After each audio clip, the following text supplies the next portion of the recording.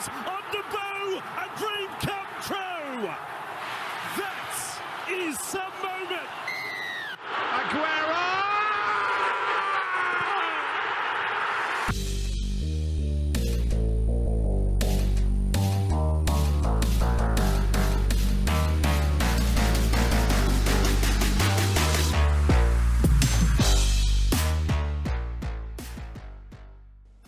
Welcome to Sport from the Bleachers. Results and opinions for the fans, by the fans. It's been a pretty random week. One of our friends decided to score another tap in this week. Paris still shit. Paris still shit. The Dragons are they shit, Scott? They're awful. Boys, welcome. All right, mate. What's this tap in talk you're on about? Very good, lads. What? I said, Yeah. What's this tap in talk you're on about?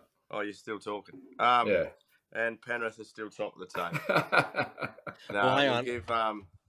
Yeah. Hey, can I just to start this conversation off? I've obviously walked out. I went to see Parra get their pants pulled down by a storm, right? And I'm walking out. Kids are going crazy, and then I get a text from Young'un saying, "I just scored an absolute screamer." So I want to know, what was it about? Because he's obviously happy with yourself. Oh, yeah. Run me through it.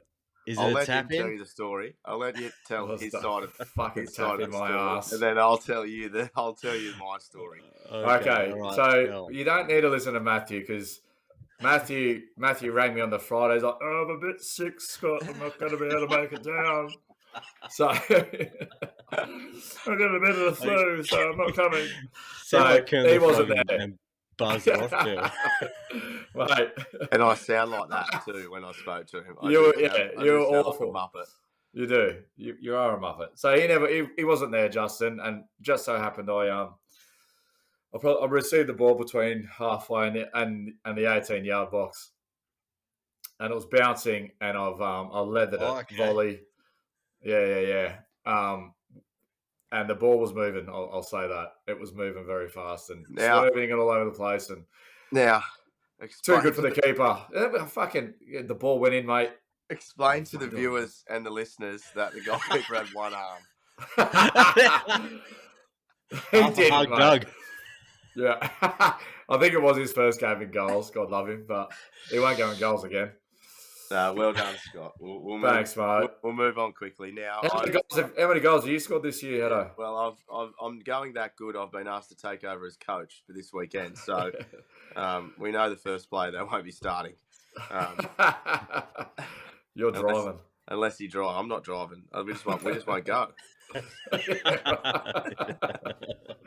Righto. Boys, it's been a pretty big week. We'll touch on the NRL in a sec, but we'll just. Nathan Cleary looks like he's back. Just quickly, we're going to go into the Matildas, but Nathan Cleary looks like he hasn't missed a beat. No. Penrith look like they're going all right. Broncos look like they're going all right. Warriors did have a bye. Melbourne Storm look like they're back. And we'll touch on the ones that season's probably nearly over, to be honest. But, boys, I guess last week we sort of started the conversation or started the podcast and finished the podcast around the Matildas. Yeah. It was looking like over the weekend that we were going to come on and talk about how bad Australian football is and how much of a disgrace Tony Gustafsson is and how much of a disgrace the Matildas are. And I can tell you, mainstream media loved it. The NRL and AFL media absolutely loved it. Don't report on Australian football at all, but got around the Matildas when they lose. So to go out and beat Canada, the current Olympic gold medalist, 4-0 without Sam Kerr, is an absolute monumental moment in Australian football. And I don't think it'll be realised for years to come how big that game was. Top of the group now. We avoid England. And, mate, it was actually good football to watch for a change. We strung a lot of passes together. I don't know if the first couple of games were nerves or what, Heddo. But that was the passing accuracy and just the speed of the play, everything was just clinical. So I did a bit of, and JB too. I did a bit of. I watched the game again, and sort of tried to get inside and have a bit of a look. Right, the change was Van Egmond went up top. Right, Steph Catley was still played at left back, but Caitlin Ford played out wide. Right, Yeah. and both Steph Catley and Caitlin Ford both played Arsenal together on that side of the pitch. Yeah. Right, Hayley Razzo and Ellie Carpenter were able to get forward the whole time because Catley and Ford were just dominating their side of the field. So it pushed all the Canadians over to one side and left Carpenter and Razzo basically on their pat the whole time. Have you stopped drooling over Razzo yet? Well, are you all right? Touching on that, she's Hedo's hero this week. Yeah. And she should have had a Of hat trick.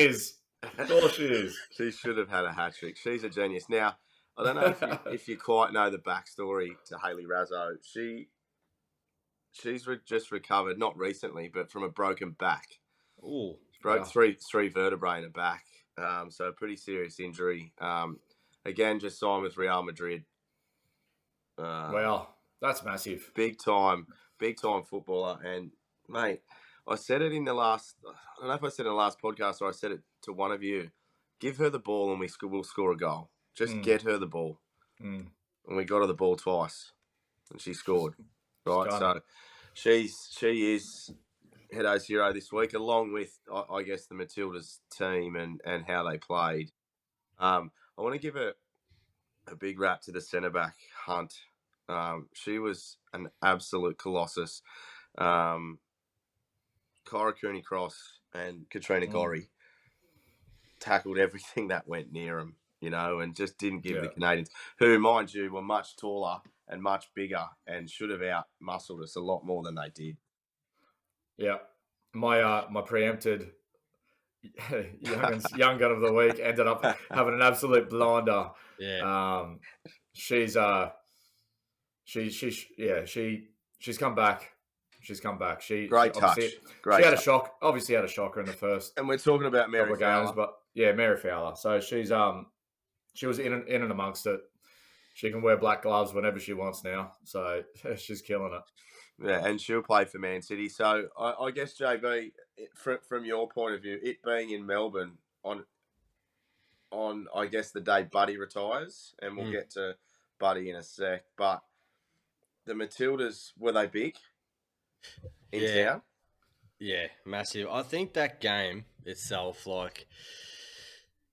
they did really ramp it up in the lead up to make everyone understand this is pretty important game and who the opposition is. But the way it went down to be 4-0 and for those part-time watchers, probably like myself, that I don't really get into soccer too much, but that was gripping football from start to finish, right? Mate, that's the most you've ever texted during a football match. Oh, mate. You're all over it. You were frothing. Yeah. All my whole family were just all over it, right? Yeah. Nice. And what it's done for the Matildas in the World Cup now is it's got so many more of those part-time supporters now that are just on the bus and we'll ride them home, you know what I mean? So, yeah. And it's just gone ballistic down here. And, well deserved. It's awesome. We said it a couple of weeks ago. Melbourne now is the home of the Matildas. They've built themselves a state-of-the-art complex down there, training facility. So Melbourne will get more Matildas games. The only issue with Melbourne, JB, is it doesn't have a massive rectangular stadium. It's only got Amy Park and holds 30-odd thousand. It's got the G and Marvel, right? But it's not good. And Scott, you'll attest to this, it's not good rectangular, even rugby league. It's not good watching in a circular grounds, So, well, I mean, I went to Para Storm. I was at Marvel on the weekend, right? And yeah, it's not great. Hard to watch. Yeah, it's hard to watch. Hard to get a gauge, level yourself out because even though you got good seats, near the front, you're still way away, and you don't Yeah, really you nearly get want to be that. higher up, don't you? Yeah, One of you want to those. be higher up. So, yeah, you're right.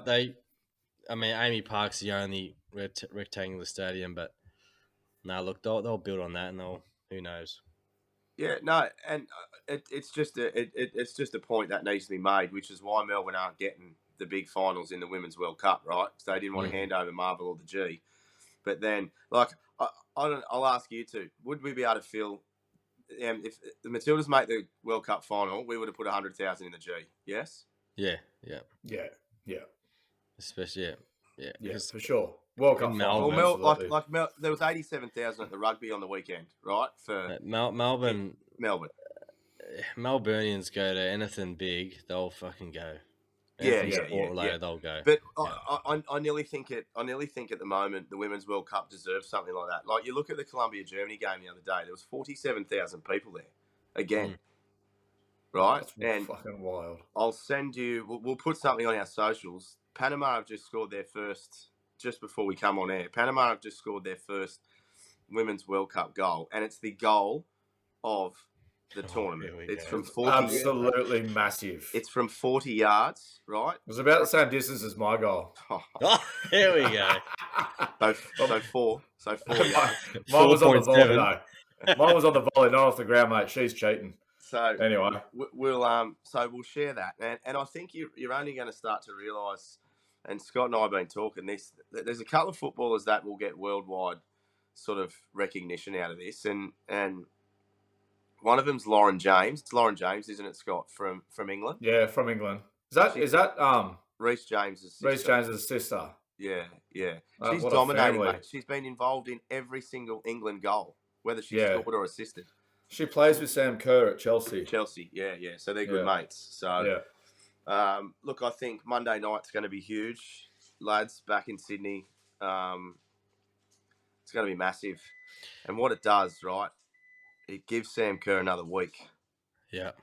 Because I'm telling you, if Sam Kerr plays, it's probably 7 or 8 because we missed a couple of really good chances. Oh, yeah. That I think she would have taken, to be honest. Have they locked in the arena or the ground for the final yet? I couldn't tell you that. I would say it'd be Sydney. I'd say it'd be a call or whatever. Sydney Footy It's got 14 names. I'd say State Australia. I'd say that. You get enough. Like, mate, if it's going to be England, America, you'll sell it out. Yeah. Stadium Australia. Yeah, it is. Yeah. Okay. Yeah. Yeah. Sunday, the 20th of August. So look, I think there's a lot of people on the back of it now. The Matildas, I guess, shut a few people up. Look, especially we were all worried after they got pumped by Nigeria. Like you can't, you know what I mean? Like that was horrible to watch. And then they go and do that. Again, Hedo's heroes, Haley Razzo. Mate, she was player of the match by the length of the straight, and pretty much dominated down that side of the pitch. So well done to her. And again, special mention to Youngin's young gun in Mary Fowler, who got knocked out before the Nigeria game. But again, Kyra Cooney-Cross and Katrina Gorry will be playing at big clubs, big clubs pretty soon. Gorry's made a name for herself, man. She's just a little nugget running around smacking women all over the joint. Cooney-Cross was good, man. She just was in behind her, just picking everything up. She didn't do it. So, lots to look forward to. All right, boys. So, Matilda play Norway. Is it Norway? Denmark. Sorry. Denmark. Yep. I'm pretty Next confident. Monday? Yeah, I'm pretty confident. Yep. Means we avoid England, the Lionesses, as they are, which is a good thing because they're in good form. Yeah, it's in Sydney as well. So yeah, mate. Yeah, fingers crossed. They should be able to do it. Get Sam Kerr back on the pitch and get the momentum going from. She probably doesn't even have to start. Nah, not coming off that. Probably not. Do you think that they'll play the same? They'll have her on the bench and just wait and see how it goes? Yeah, 100%. Because she's. Mate, she could change the game in an instant, right? And if she gets to a semi, right? Do you think that's the plan from now on? May as well just keep her. Well, I want to ask. Yeah. Latrell had 12 weeks off with a calf, and she's Yeah. had two. And she's had two. Yeah. So calves and coming from, I think we spoke about it when she did it. Coming from the soft pitches in England, going to play at Marvel that first game on concrete, training on rock hard pitches in Australia, probably haven't done her the best, like the world of good, you know. But anyway, go the Matildas. Boys, on to the NRL this week. Look, we may as well start with Para. We may as well just start there. Can't believe that hat's still in existence, JB. It's always will be, mate. Don't worry. You haven't demolished it yet? Stood on it? Thrown it at the dog? No. What's this from a fan's point of view? It's Gutho went and cut his hair. Literally, like, has he cut his hair to try and change his form? Like, what's the? Is he okay? He's a different cat, man. He's just, Even Mitch Moses said today. Someone asked him, "What's the deal with that?" He goes, "Oh, mate, he's just something's not right there. He just decided to change himself. Fuck it, I don't know." But all right, you're at the game. Let's break. They got pumped, right? 46-16. Yeah. Injuries. Well, look, didn't have the greatest side in the park. Wonga Blake can go find a new job at Coles or something because he's not. Mate, Coles won't even have him, mate, because he'll fall. He'll drop the boxes. Yeah, he would. He couldn't even. Yeah, fuck. You'll spill milk everywhere. Look, obviously the side out there wasn't our best, but at the start we looked all right, but it literally as soon as they went like 2 tries up, it was you didn't really, our heads went down and we weren't really trying to complete our sets properly, and our defense was shit. But look, I think at the moment now, like having that shit start in the season, playing those fucking back-to-back bye teams, and then we've had some shit luck this year with, well, Dylan's not lucky, he's just an idiot, but I think it's going to be hard to make the finals now. Like, we've got the Dragons this week. If we don't win that, we should may as well just quit. But they got Broncos, Roosters, and the Panthers. So it's fucking hard. Broncos away. Yeah, and Panthers away. So you Parramatta on paper are a top 8 side. Top 8. 100%. That team they even put out. That team they put out on the weekend's the top 8 side for me. 100%.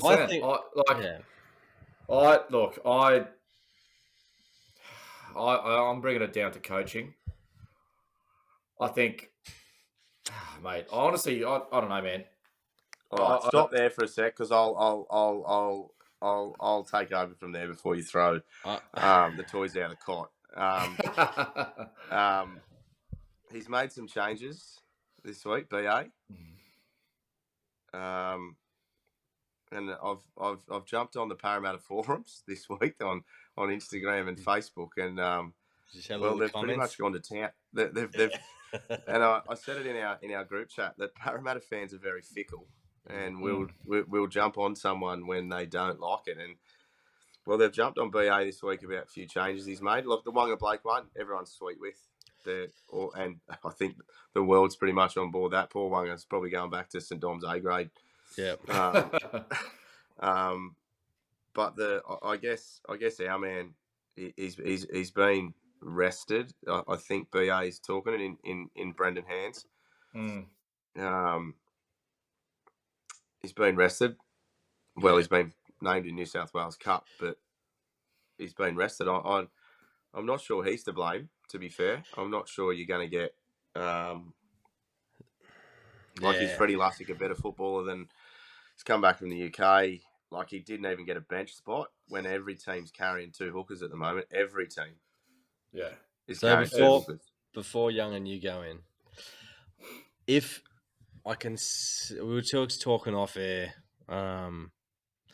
if it's a rest judged on the Dragons and understanding that we've got Broncos, Roosters, Panthers.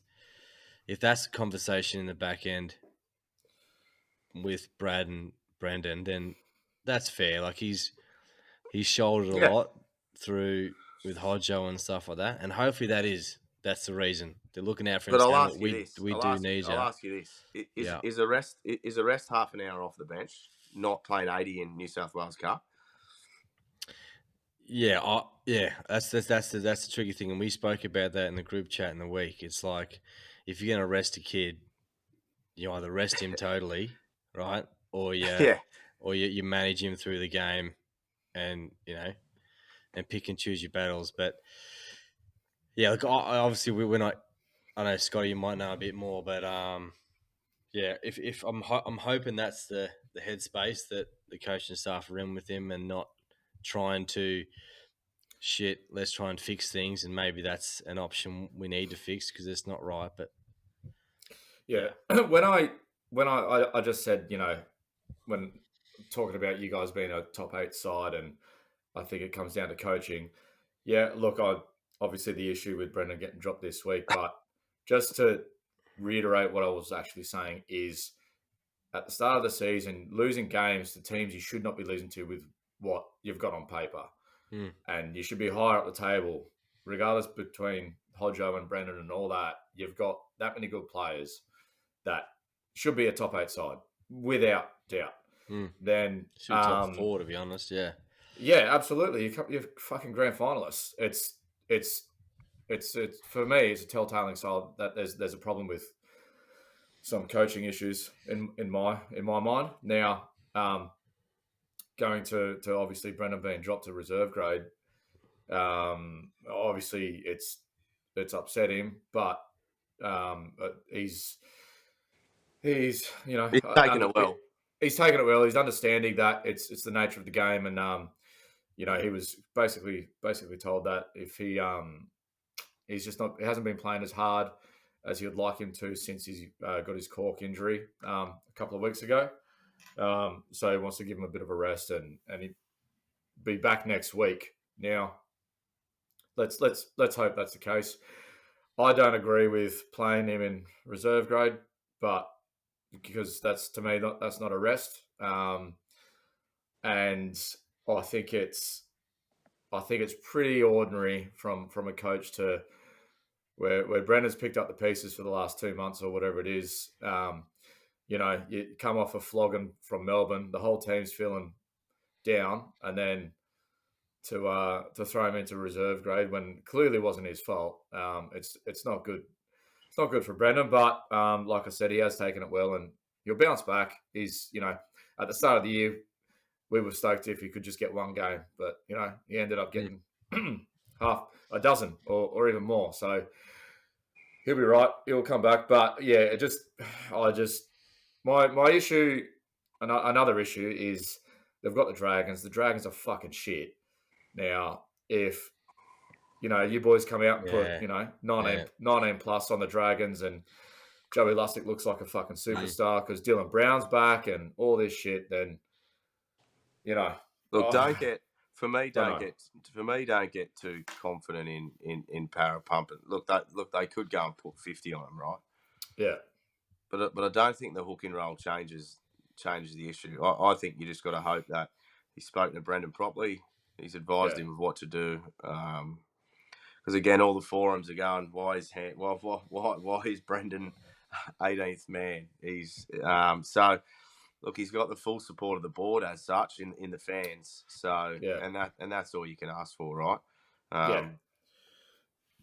You've now got to go to Kellyville instead of Combank, mate. That's your biggest issue. Mate, I had a ticket in the box. Box tickets. That's the real reason why I can't stand Brad Arthur. Had a day out on the piss. Had a day out on the piss in the box. Anyway, out to Kellyville to support Brendan in reserve grade. So, but touching on the Storm, JB, you watched them live. Did they look like they're back? They get Nelson back this week as well for the game against Penrith. Pappenhausen back playing Sunshine Coast Falcons this week. Yeah.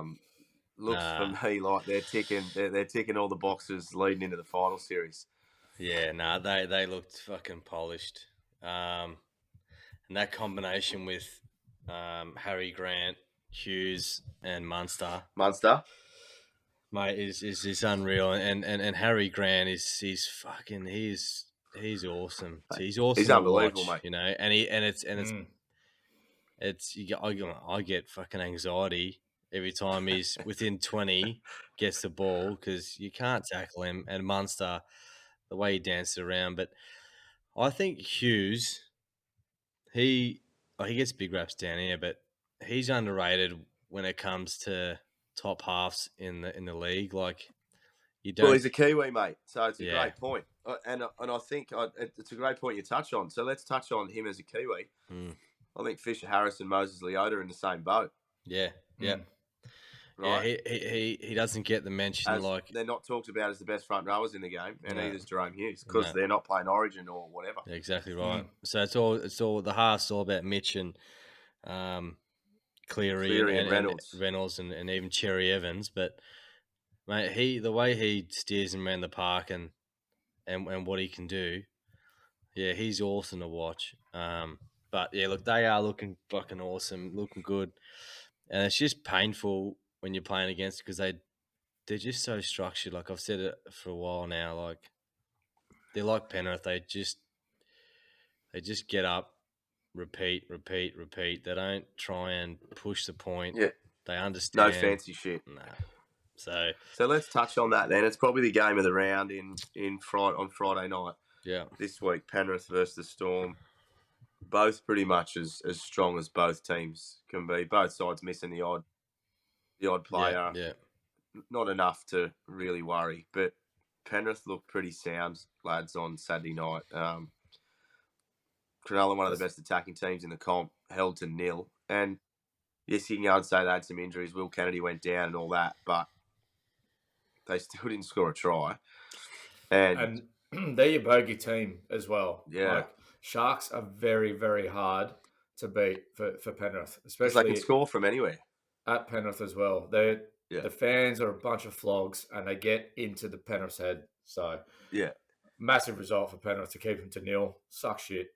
And it's a massive game for Penrith this week, mate. I can't see Penrith losing, to be honest. Well, we talk about coaching. I want to touch on one thing. We talk about coaching and how man managers and that. And you look at Wayne Bennett and Craig Bellamy, who are two of the best, right? They've got the best out of every single player, pretty much, who's played under him.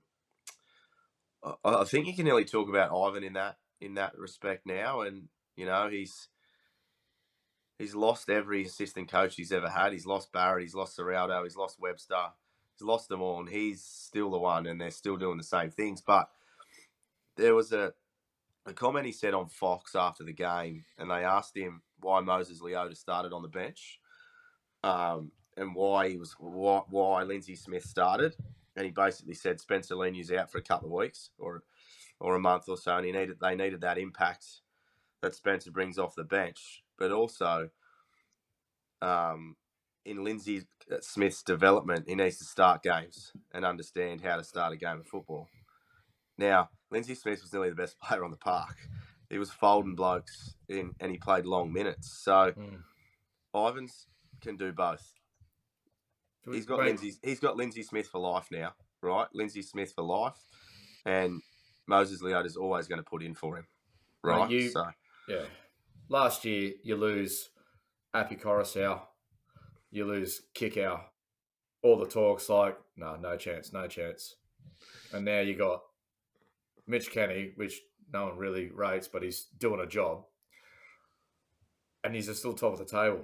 Without, like, Api Coruscant was by far the best player of the season last year.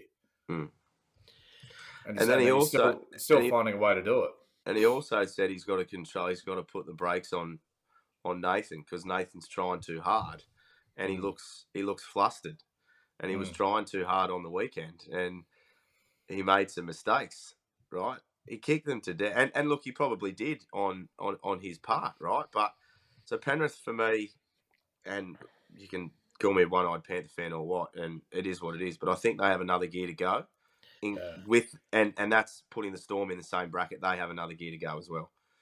Yeah, look, obviously I'm not the greatest fan of Penrith, but I'll give credit where credit's due. They, looking from an outsider's point, they just look like they're just happy just at the moment. They just do enough. They're not. They're in neutral. Yeah. So, and that's scary. And Storm in a similar boat, as you said. They're both just holding the cards close to their chest and just waiting for the right time to use it. And you look at the Broncos and the Cowboys, they're like full tilt at the moment. They're like they're riding let's touch that wave. on that too. Yeah. So the Broncos put a big effort in. The Roosters, they got them by 22 points, but the Broncos had to fold every card. Yeah. They were out. Yeah. They were out with every card. Cowboys lost. But let's touch on the Broncos for a sec. They're up and about. They were at the same point last year, just about, and they started to drop. Right. So they've got the Cowboys this week. That's another big game, Sadiavo in North Queensland. Oh, that'll be a ripper. And that'll be interesting to see how the Cowboys come out after the loss, because they were riding that wave, and to hit that wall. Because the Broncos that go Cowboys after a loss, they've got Para, the Raiders, and then the Storm. Yeah, so that's a pretty hard run home. Yeah. Yeah, look, that'd be. But they've got to buy up their sleeves. So and they've got to buy. And what about Penrith? Who they play? Yeah. So Penrith have got Storm, Manly, Titans, Para, Cowboys.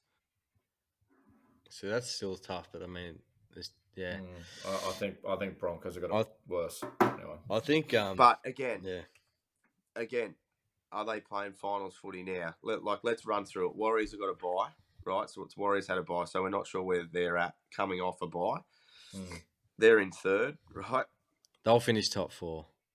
They'll finish top four, right? They're on 30. Run home. Melbourne are on 30. The biggest thing is, and let's talk about it now while we're here, is Canberra. They got Ponga put on a dead set show, mate. Right? Minus 78 for and against. We spoke about it last week. They're in big trouble for me.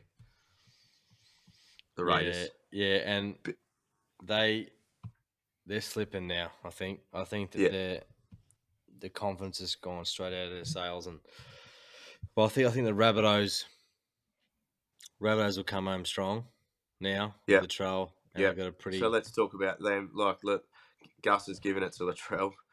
Said that he's no good. He didn't say he's no good. He just said he hasn't done it in the big arena for a while. So, but again, they leaked 18 points against the Tigers and just coughed up shitty tries. Yeah, that's the thing with them though. It's just the games that they win are just like high scoring, first high scoring. You know what I mean? It's just all out attack, and hopefully we get the most at the end. That's right, but is that finals footy? No, it's not. That's the thing. No, defense is finals footy. That's the thing. And it hasn't held up, right? They've lost to Penrith every year.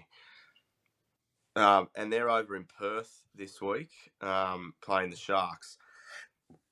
Sharks coming off a big loss. You'd think Fitzy would be just bollocking them. Yeah, but I think that they're almost done. Yeah.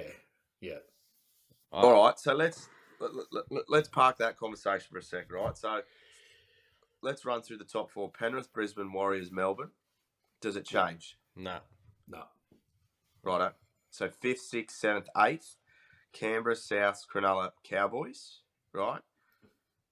9, 10, 11 is Newcastle, Manly, and Gold Coast. Yeah, that's got potential to change. 9, 10, 11, 12, sorry. So, look, you've probably... Gold Coast and Dolphins are on 22. Para on 24.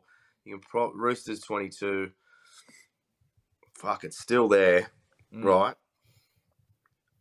If Newcastle keep playing the way they are, mate, they look sharp on the weekend. Yeah, they'll win the 8. And but again, Manly are your hard team because they coughed up all those points against the Dragons, who couldn't beat St Dom's A grade on the weekend. But you look at the Knights run home though. They got Dolphins, Bulldogs, Rabbits, Sharks, Dragons. So there you go. The way they're playing, they should win all those games. They might trip on the Rabbits potentially, but I think that they could win 4 out of that 5, and they're in. So who drops out for them? Let's run through. Is it Canberra? I think Canberra and the Sharks will drop out. Rabbitohs will stay in. Cowboys will stay in. Knights will come up. And then it's go on, Para. Watch this. He's going to say Para. It's a coin toss between Manly, Eels, and I don't know about the Titans, but maybe Manly or Eels, maybe to finish it off. Well, Titans, Dolphins, Roosters are all on 22. Gold Coast have the best for and against out of all them. Yeah. Look, it's interesting, though. It'll be a good fucking run home. And we're about to touch on the AFL. It's a gun season. If we've got 12 teams, nearly 14 teams that can still make the 8 with 5 games to go. Yeah.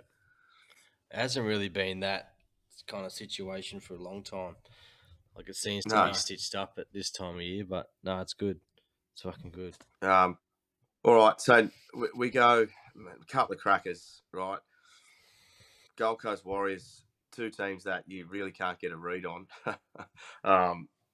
Well, the Warriors should win that, but the Titans have just knocked off the Cowboys. Roosters, Manly, always a match. The Manly fans don't travel, hate going into Bondi. Penrith and the Storm, Friday night, massive. Then Sadiavo, Cowboys versus Broncos. Newcastle Dolphins, probably South Cronulla in Perth, Para and the Dragons, always seems to be a grudge match between those two.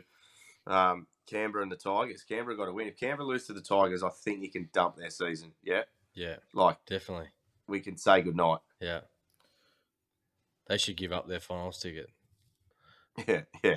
Well, it's going to be tough after that. Yeah. Right. And just quickly touching on that, I've seen on the Raiders, I've seen today that Canberra have come out and said they don't want Luai. There was a big report during the week that Luai, they were going to bid for Luai. Or not bid. Bid's the wrong word. Open negotiations with Luai. Obviously, no 5'8" next year with White and gone, but that's been put to bed today. And they said they got no interest in Jerome. So, to watch this space, like we spoke about last week again. Is Penrith selling him? Is that what's happening? No. He can just negotiate. He's signed for next year but he can negotiate. Is it November? They're allowed to negotiate for the November 1, I think. Yeah, for 25. Yeah. Well, Joey Johnson seems to think he'd be good anyway. Yeah, Joey's come out and potted him. Well, I was about to say, like, there has been that talk around. Can he be a focal point of the side, or is he only good if he has a top 5 halfback next to him?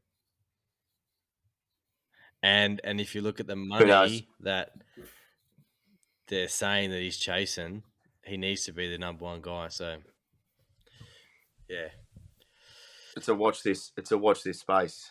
Yeah. Quick one. Right. Do we believe anything out of this news today about Payne Haas potentially going to the Storm, or is that just all fucking bullshit? Because who wrote it? I didn't see it. So who wrote it? It's come out. I don't know who wrote it, but it's on multiple forums, multiple pages. So it'll be something. It'll be probably your mate Mick Ennis. 360 boys Ennis. Or something.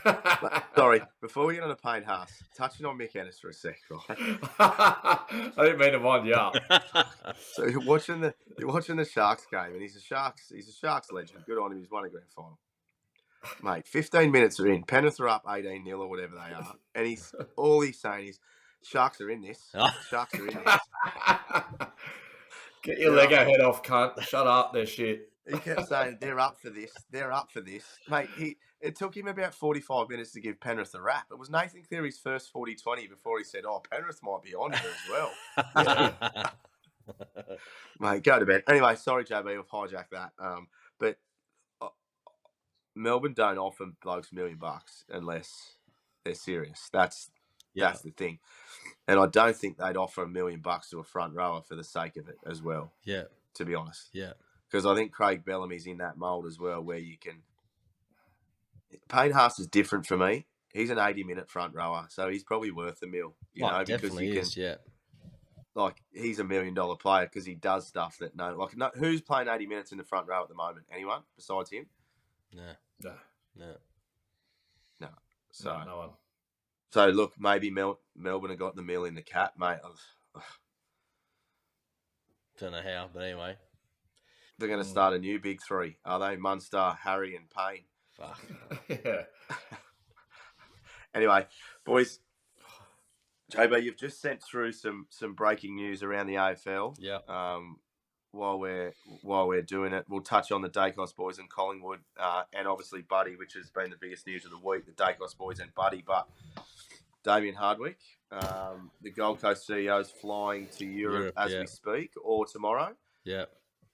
Yeah. Is that what you're hearing? Yeah, that's the news coming out that he's going to fly to Europe to meet Damien Hardwick and table him an offer of a 5-year coaching role as of next year for the Gold Coast As of next year. Suns. Yeah. So, unfortunately, if Stewie Jew's not looking for a job right now on Seek, then he hasn't been reading the news because he's not getting a job next year. So, yeah, interesting. There was rumors probably about 2 weeks after he had pulled the pin from the Tigers about the Gold Coast job, and it surprised me, to be honest, because I didn't think that he would take a job in a team like Gold Coast. Like, does he want to go and build a team up from the start again? Because he said he was tired, right? He said he was tired,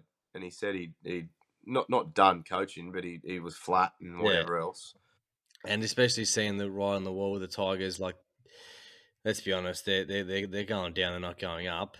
Yeah, or they're at least plateauing. Yeah, and if he's not going to stay on that roller coaster, then why start at the bottom? That's why I can't get it. But look, if the money's there and he's got that fire still in his belly, then yeah, maybe that's what it is. But if they can get him, look, it'll be a big coup for him. But yeah, it'd be interesting to see. It's definitely come out of left field. Can I ask you this? Do you reckon he was tapped by the AFL? Nah, what, for leaving Tigers? To leave the Tigers? So, yeah. No, not necessarily to leave, but he was tapped to say, "We want you to coach the Gold Coast." That's in his head. And then he's to keep his legacy at Richmond. He's gone, "I'll get out now." I don't think, mate, the rumours started instantly, mate. Yeah, look, I don't think the AFL would have said anything to him, but when he left, I did in the back of my mind think there's someone out there that's gone, listen, we want you. Yeah. And if you name it, if you name give your me a price, yeah, and then he's obviously got some sort of guarantee of some way, shape, or form to be able to just drop out like he did. It did seem a bit odd, but look, maybe, yeah, it wouldn't surprise me, to be honest. Well, so I guess that's a watch this space on the trade period now as well around Gold Coast and who he goes after and whatever else. I guess the other big story, there's two more big stories, and we'll get to both. But the Dacos boys, JB, one of your 13 teams you support, or probably your main team, Collingwood. Big coup for them, signing them both to big contracts, big long deals. Yeah. Now, we're not fans of long contracts. We've had the conversation on the podcast before. Yeah. And it's probably I'm going to throw to you. Is this different? Well, hopefully. Yeah, look, it's pretty rare that you sign a long contract and you keep your form up. I think Buddy's probably the only one that I can really come to mind straight off the bat. But yeah, look, hopefully, they've signed for the next 6 years. And look, it's a massive win for us because, I mean, they're killing it now, and especially Nick. I mean, he could have really named his own open checkbook to all the other teams in the league. He could have got $2 million. Yeah. And it just shows that the family are just so dedicated to the club, and look, Collingwood, and Collingwood will do anything to keep them two boys happy. But yeah, so hopefully it's not a freaking it won't put them too comfortable, and they just start Backfire. to just chill out a bit. But no, awesome for Collingwood. So it's fucking good. All right. The other big news is Buddy's done a baby cow. Yeah, He's nicked his calf and he's pulled the plug. Yeah. For me and Young, and you and I have spoken about this on the podcast, and for those people who say that the Buddy deal didn't work, and JB, it's a lot of Melbourne media saying that. There was a thing in the paper the other day. Was it? I can't remember the season where he sat out a lot of the season when he was crook with his mental health and whatever else. You can relate crowd numbers dropping in Sydney to when Buddy didn't play. Yeah. Right. Yeah. So, yes, he didn't win a flag. He made 3 grand finals. Is that right in Sydney or 2? Made 3 grand finals? Yeah. 2. 2, maybe. Yeah, 2. 2, because he lost 1 at Hawthorn, right? Yeah. So he's lost 3 grand finals. So, yes, he didn't win a flag. He did. But he paid back. He won 2008 grand final. Yeah, but he lost 1. He's lost 3 grand finals as well. He didn't win 1 at Sydney, no. But he won 2 maybe at Hawthorn. But yeah. Hawthorn. Yeah. But he's paid that deal, Young, and back in spades up here, mate. He puts AFL on the front page, back page, middle of the page. Like, yeah. He was the only one who sold papers, mate. By a mile. He's the only one bringing, like, I'm a kind of like how you are with football, JB. I'll get into it, but only because I love Buddy. Yeah. Love Buddy, and and if you go to the games, you're looking for Buddy, and that what was it, $10 million deal, Hedo? Yeah, over 9 years or whatever. Over 9 years, come on, man, fucking made that money in half that space of time, easy. Mate, they would have made it back in the first year. So, easy.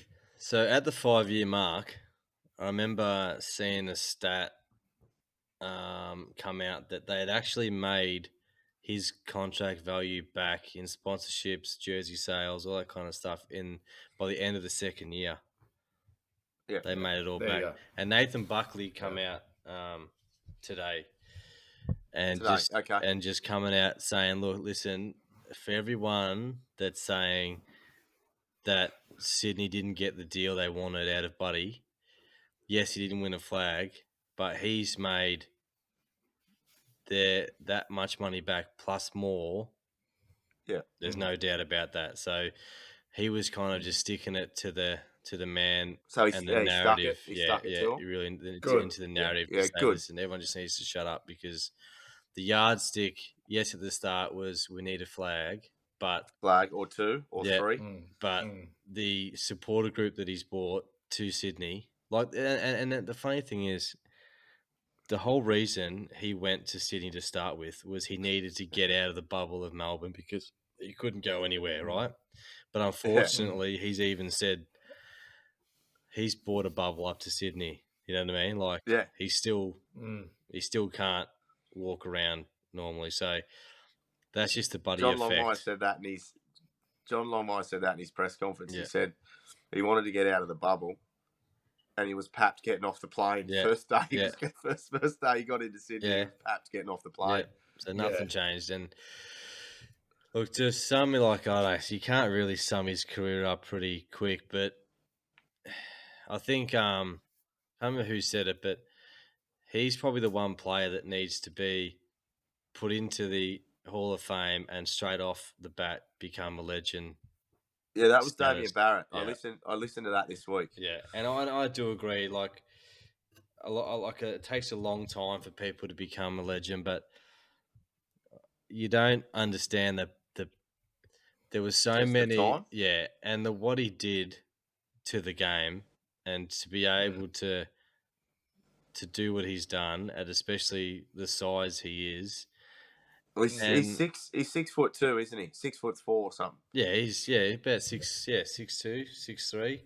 But the way he and runs like the wind. Yeah, and he would bring so many casual footballers that didn't even follow Hawthorn, didn't even follow Sydney, just to the game, and everyone wanted to switch it on the TV because Buddy's playing, and let's see how he goes. And to do what he's done, the best, and I think they did a I don't know how they calculate it, but if you just did this era that he's been in, they were to calculate the style of football and all that, he'd kick the most goals over Tony Lockett and Jason Dunstall, and Yeah. So the best part I found with Buddy was watching him live. Yes, at the game, much because better live.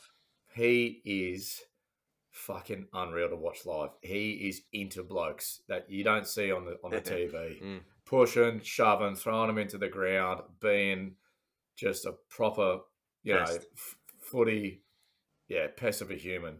That was you'd go there, you could watch him for the whole game. Yeah.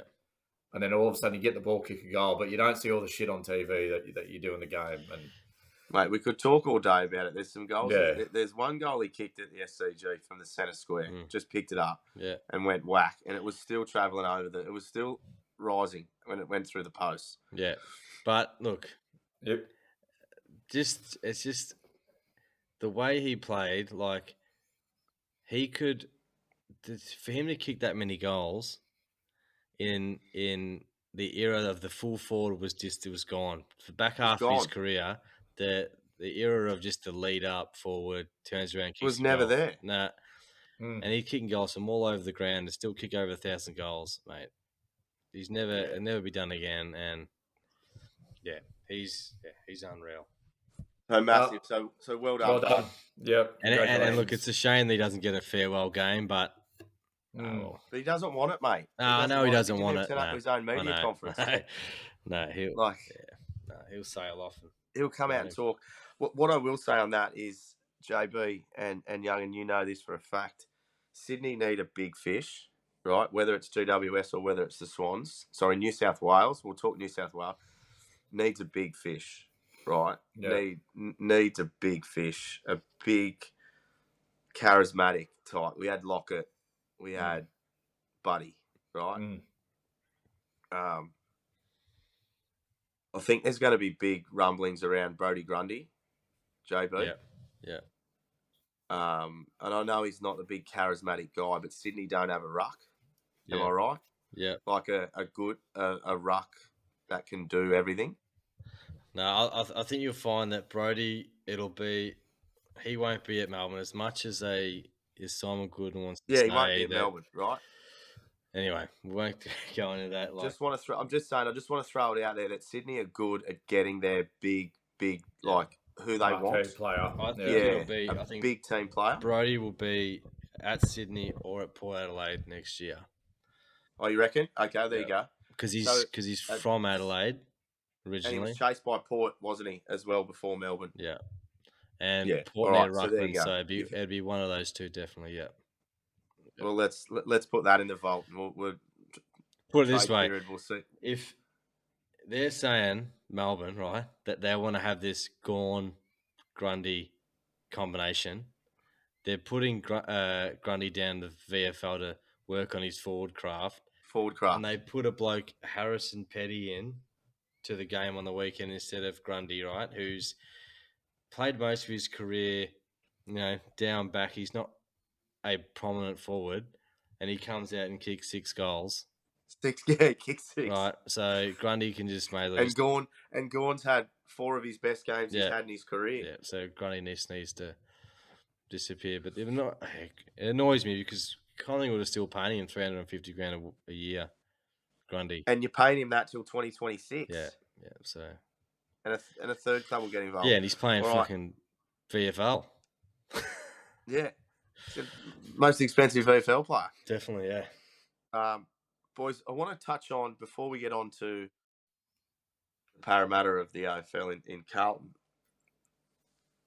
the Texan. I love Tex. I've loved Tex from day dot.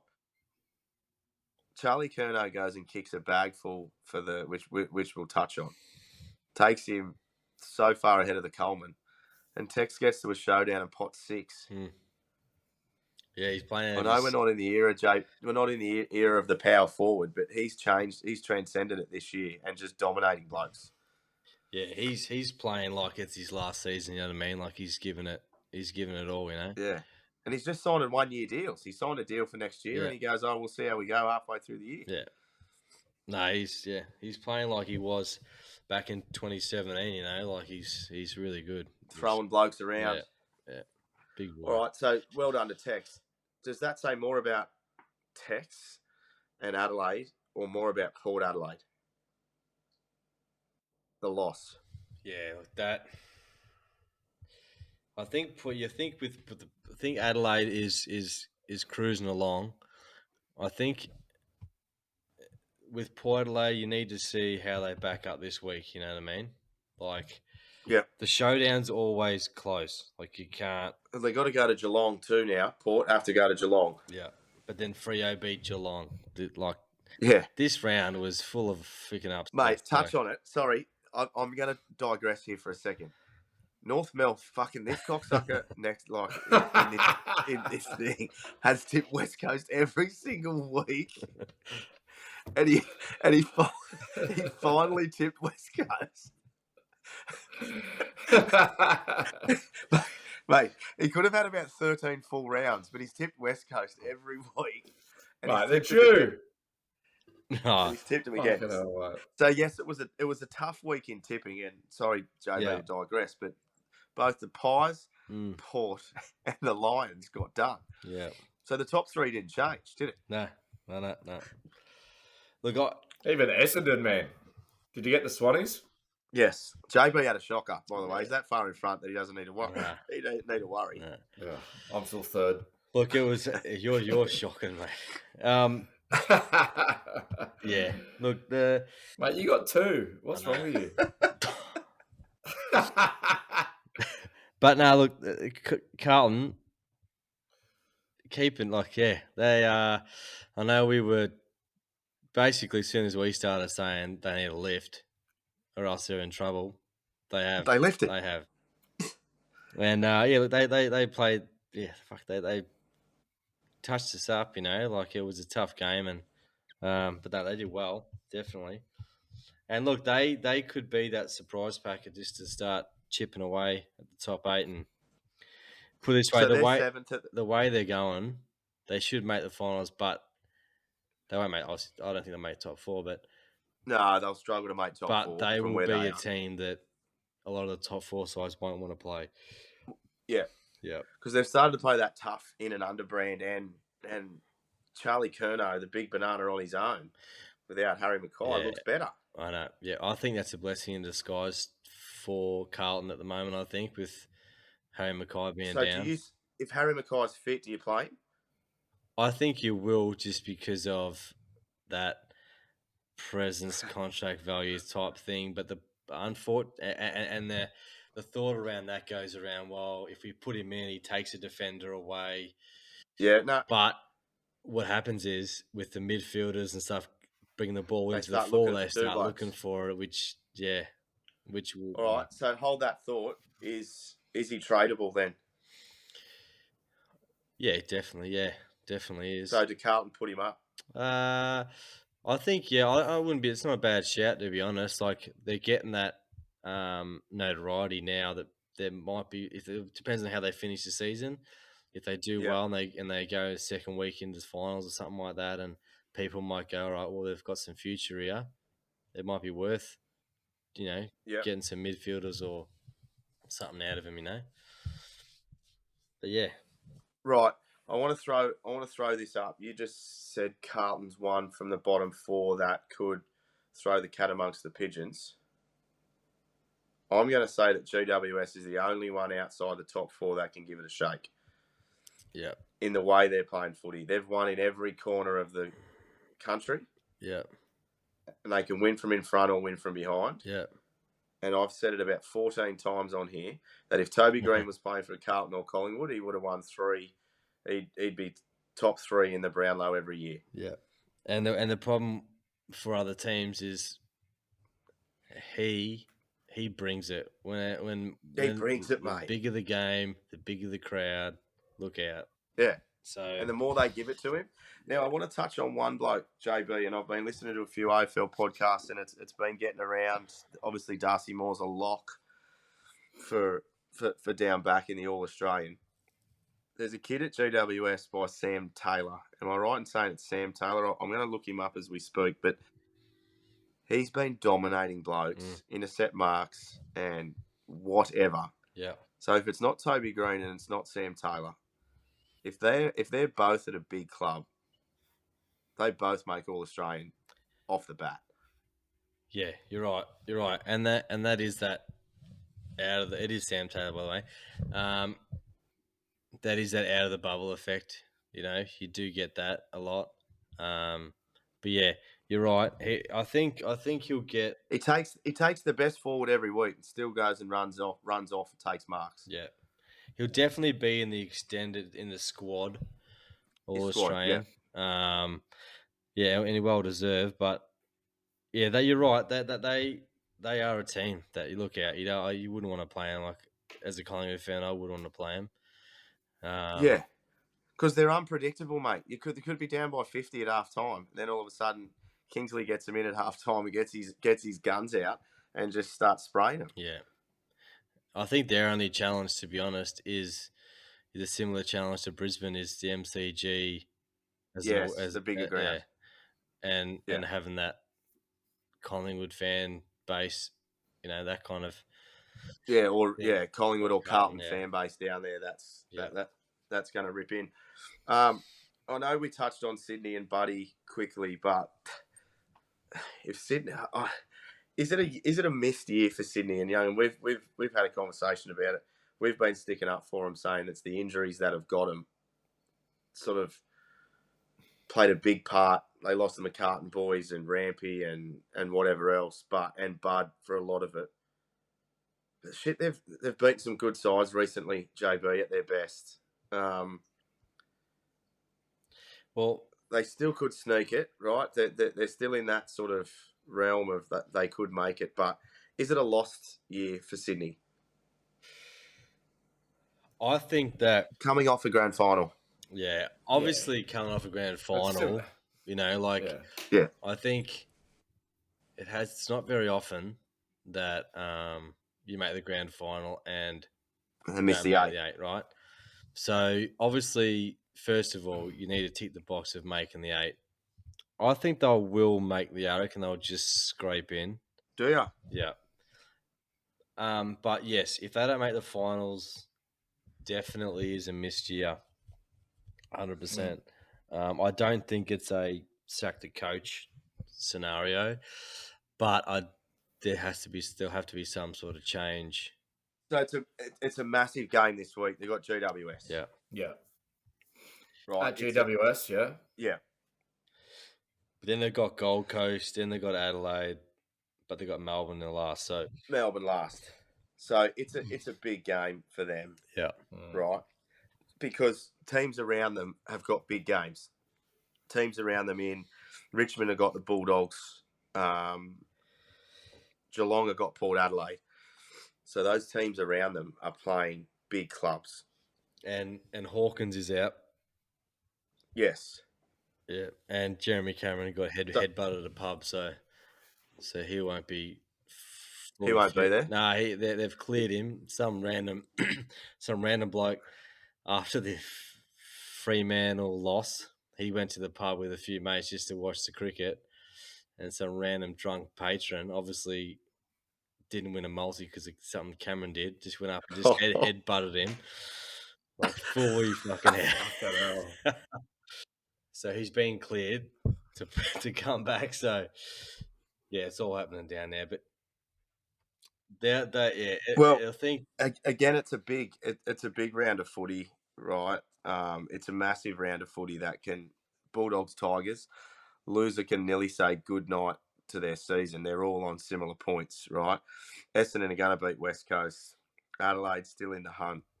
Collingwood knock off Hawthorn. Geelong Port Adelaide, right? If Geelong can get over, they not secure, but keep themselves in the finals hunt. Sydney GWS, probably the game of the round. Loser.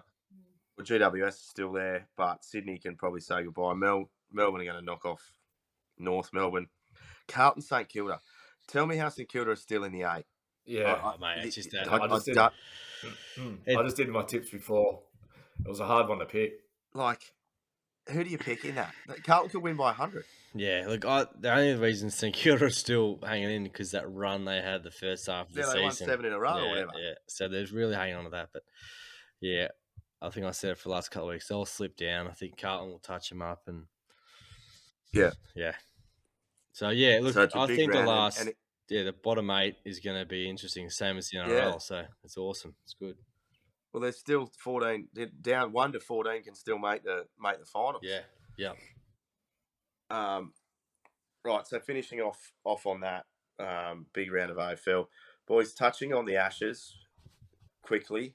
We retained the urn, did our job, what we needed to do. What I want to point out is the Poms can find anything to whinge about, right? Spirit of cricket, they talk about that, right? I've got 2 things to shove up those that's straight up there, dirty jacksies. Ben Stokes drops the ball blatantly. Threw it on the ground, mate. Threw it on the ground and then reviews it. The Herschel Gibbs moment, right? Yeah. Herschel Gibbs moment. Yeah. And Trent Copeland's been quoted in the media this week saying, if he's so big on the spirit of cricket and says, "Oh, if the Johnny Bairstow run out right," he's like, "I wouldn't want to win a game of cricket like that." Well, would you want to win a game of cricket by dropping a catch, a blatant drop catch that you've gone and reviewed? Would he have then? So it was out. Would he have gone? No, it's not out. Bullshit, you fucking Kiwi fuck, right? And then the other thing is, how do you get a 30-over ball? Yeah. Right? The ball's changed at 30 overs or whatever over it was changed at, and you get a brand new cherry. Yeah. Please. It started swinging around corners. So I saw a comment, I think Usman come out, he questioned it. Questioned it. To the umpires, and the umpires actually said to him, look, there was nothing else in there. So there was nothing else in the case. Right. So they must have all been new or something, but that's when the umpires need to be saying, listen, we need to be sorting this out. That's just not right. But yeah, they'll look about everything else, but they'll take that, you know what I mean? They're not going to turn around and say, actually, you know what? Nah, this ball's fucking pretty shiny. We should give it back, surely.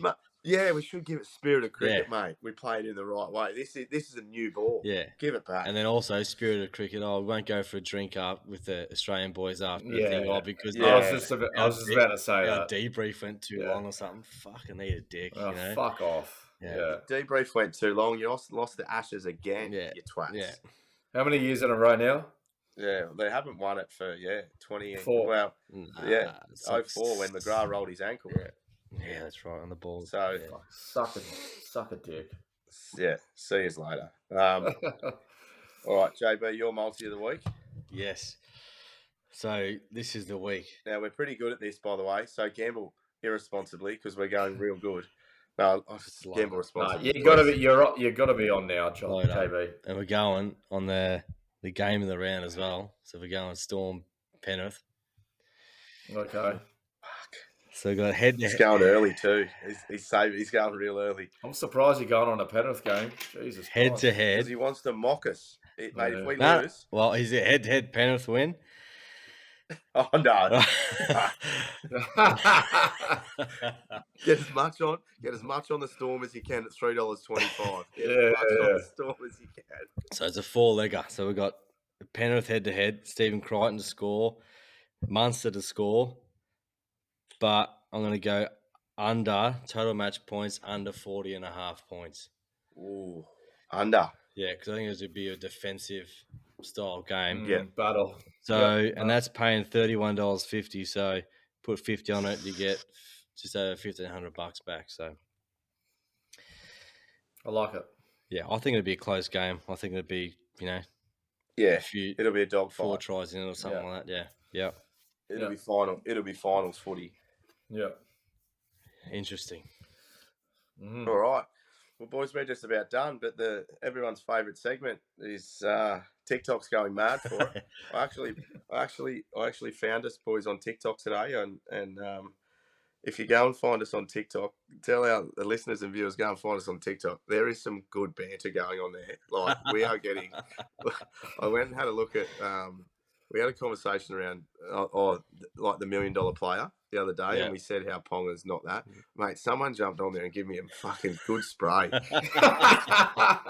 Really? Yeah, so I'll try and find it and I'll send it to you.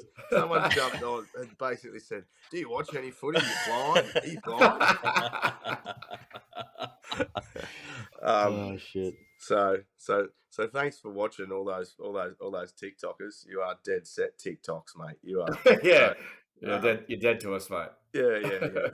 So jump on. JB's joke of the week's getting it. It was quite interesting. It was very funny. So Very good. All right. So yeah, joke of the week again. Here we go. Look, it's going to be tough to beat. We got some good feedback on last week's joke. So I think Youngin's told it about 4 times. Best joke ever. I ended up the clipped up Instagram post you put up. I ended up sending it to my own wife. So fucking, did you listen to this? What are you fucking sending me that for? I said, just listen. The dog has a wank. Oh, so you got it? Did you get it? Oh, it was the best part, man. I've rewatched it 1,000 times. Oh, fuck. Anyway, come on, JB. Concentrate now. He's got you. Okay, no, it wasn't the dog having a wank, but he died from his kid having a wank. You know what I mean? Someone died. Someone shot the dog. I was laughing at it because I actually thought you thought that the dog was having a wank. No. No, JB, he didn't get it. He hasn't got one. I didn't get it. I was just a bit dyslexic for a second because it was too funny. Oh shit! I don't know if you get this one anyway. We should have stopped this. We said for ages ago we should have let the dribble stay on the podcast, and we just I know. All right. Okay. Hopefully you get this one, Young. All right. So. Okay. All right. He spends $5,000. A man decides to have a facelift for his birthday. And he feels really good about the results. On his way home, though, he stops at a newsstand and buys a paper. Before leaving, he says to the sales clerk, "I hope you don't mind me asking, but how old do you think I am?" I'd say about 35. "Oh, I'm actually 47. The man walks away feeling very happy about himself. After that, he goes to McDonald's for lunch. And he says to the sales clerk, "Oh, hope you don't mind me asking, but how old do you think I am?" "Oh, look, yeah, I know. Maybe around 29. Yeah, I'm actually 47. So he's feeling better than ever. So later on, he's standing at the bus stop and he asks this old woman the same question. She replies, "Well, darling, I'm 85 years old and my eyesight's going. But when I was young, there was this sure way of telling a man's age. If I put my hand down your pants and play with your balls for 10 minutes, I'll be able to tell you your exact age." As there was no one around, the man thinks, what the hell, and lets her slip her hands down his pants. 10 minutes later, the old lady says, "Okay, it's done. You are 47. He's stunned. The man says, "That was brilliant. How'd you do that?" And the old lady replies, "I was standing behind you at McDonald's."